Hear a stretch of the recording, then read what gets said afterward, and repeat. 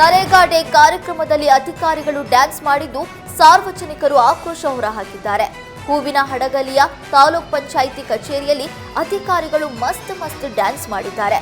ಅಧಿಕಾರಿಗಳ ನೃತ್ಯದ video social ಮೀಡಿಯಾದಲ್ಲಿ ಸಖತ್ ವೈರಲ್ ಆಗಿದೆ.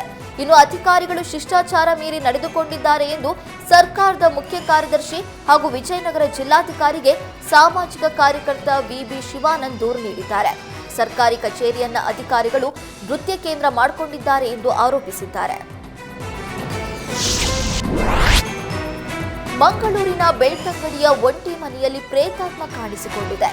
ಬಾಲಕಿ ಕ್ಲಿಕ್ಕಿಸಿದ ಫೋಟೋದಲ್ಲಿ ಪ್ರೇತಾತ್ಮ ಸೆರೆಯಾಗಿದೆ. ಬೆಡ್ರೂಮ್ನಲ್ಲಿ ಕಂಡ ವಿಚಿತ್ರ ರೂಪದ ಫೋಟೋ ವೈರಲ್ ಆಗಿದೆ. ಅಮಾನುಷ ಶಕ್ತಿಯ ಸಂಚಾರಕ್ಕೆ ಇಡೀ ಕುಟುಂಬವೇ ಶಾಕ್ ಆಗಿದೆ.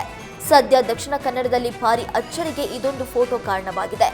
ಉಮೇಶ್ ಶೆಟ್ಟಿ ಕುಟುಂಬಕ್ಕೆ ದುಷ್ಟಶಕ್ತಿ ಕಾಡ್ತಾ ಇದೆಯೇ ಎಂಬ ಅನುಮಾನ ಶುರುವಾಗಿದೆ. 3 ತಿಂಗಳಿನಿಂದ ದುಷ್ಟಶಕ್ತಿ ಕಾಟಕ್ಕೆ ಇಡೀ ಕುಟುಂಬ ತತ್ತರಿಸಿ ಹೋಗಿದೆ.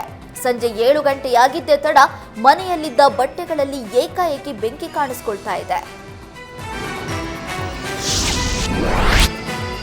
ಕುಡಿದ ಮತ್ತಿನಲ್ಲಿ ಸ್ನೇಹಿತರ ಗುಂಪೊಂದು ನಡು ರಸ್ತೆಯಲ್ಲಿ ಕಾರು ನಿಲ್ಲಿಸಿ ಬಿಂದಾಸ್ ನಿದ್ದೆ ಮಾಡಿದೆ. ಮಂಗಳವಾರ ರಾತ್ರಿ ಬೆಂಗಳೂರಿನ ಈಸ್ಟ್ ಎಂಡ್ ಸರ್ಕಲ್ನಲ್ಲಿ ಈ ಘಟನೆ ನಡೆದಿದೆ. ಕಂಠಪೂರ್ತಿ ಕುಡಿದಿರುವ ಸ್ನೇಹಿತರು ಒನ್ ವೇನಲ್ಲಿ ಕಾರು ನಿಲ್ಲಿಸಿ ನಿದ್ರೆಗೆ ಜಾರಿದ್ದಾರೆ. ಸ್ಥಳೀಯರೊಬ್ಬರು ಬಂದು ಎಬ್ಬಿಸಿದಾಗ ನಿದ್ದೆಯಿಂದ ಇದ್ದ ಚಾಲಕ ಬಳಿಕ ಕಾರನ್ನ ಚಲಾಯಿಸಿಕೊಂಡು ಹೋಗಿದ್ದಾನೆ.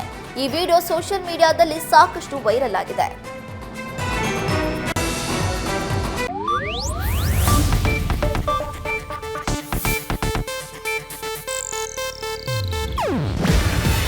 ಇದು ಏಷ್ಯಾನೆಟ್ ನ್ಯೂಸ್ ನೆಟ್ವರ್ಕ್ ಪ್ರಸ್ತುತಿ.